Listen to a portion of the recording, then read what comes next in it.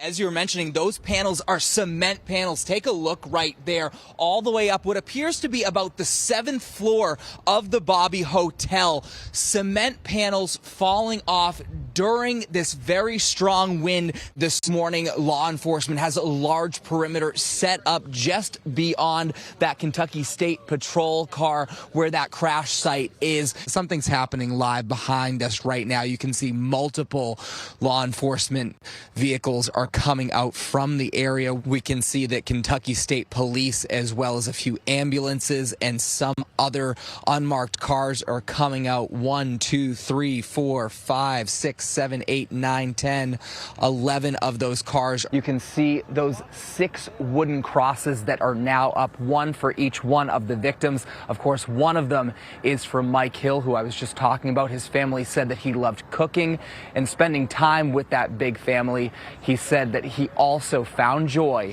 by working at Covenant for more than a decade. People will be waking up with lights on. However, what they'll be seeing is huge down trees like this one. This is across a driveway. So I'm bringing you over to that trailer right now. As we get closer to the trailer, you can see all of the trees that were ripped out of the ground from what was potentially a tornado. The mobile home came off of its foundation and landed on her. First responders worked for about 20 minutes to get her out. She is in critical condition right now, but that is the only injury in this area. Other than that, we do know that 4 people were killed across Tennessee from these storms. Take a look at this right now. There's at least 24 different cars that have been abandoned on this exit ramp. I just spoke to a Metro police officer. He went around to every single one of those cars to make sure that there was no one inside because of the fear of carbon monoxide poisoning. I know you grew up north of here, so where's your hat, friend? Mm-hmm. Where's my hat? I couldn't ruin my hair. We knew that's what Are I was you gonna kidding? say. We knew that, Ryan. You can also foster. Now they say, hi. I want to show you just how dark it still is here. So we're going to turn off our camera lights and take a listen to Kingston Springs right now.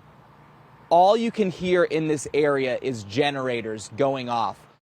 Hey, good evening to you, Marius. Gathering as a community can bring a sense of togetherness after a tragedy, and that's what people said that they needed tonight, to be with others, also mourning here in Nashville. You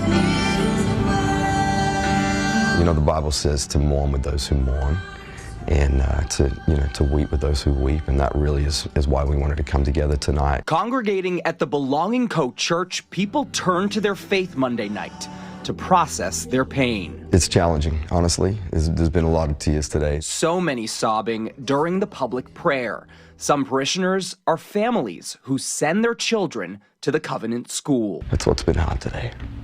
This is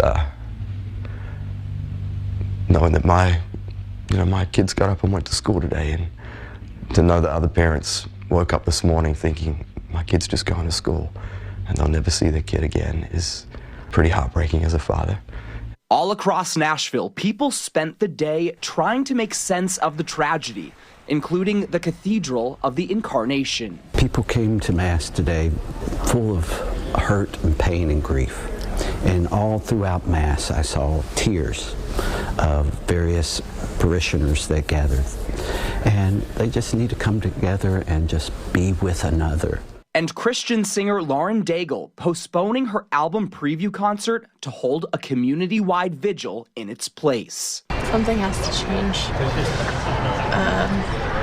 This can't keep happening.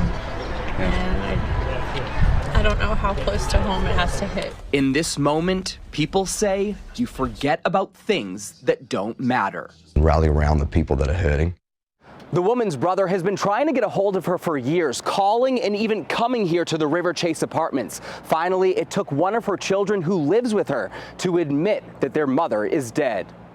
In my heart, I knew she was gone, but I kept saying to myself, no, that's not true, no, that's not true. It's the outcome Anthony Jolly feared about his sister LaRonda.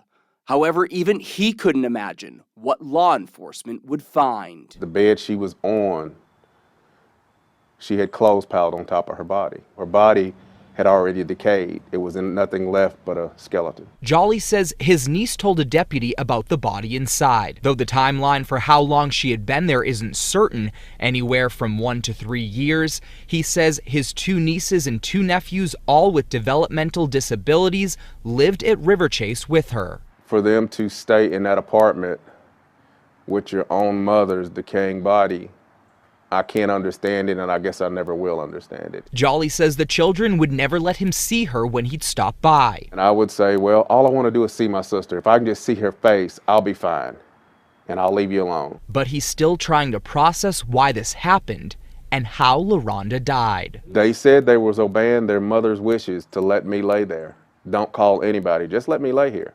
Everything else they've told me is a lie, so, you know, I'm not sure if I believe that either.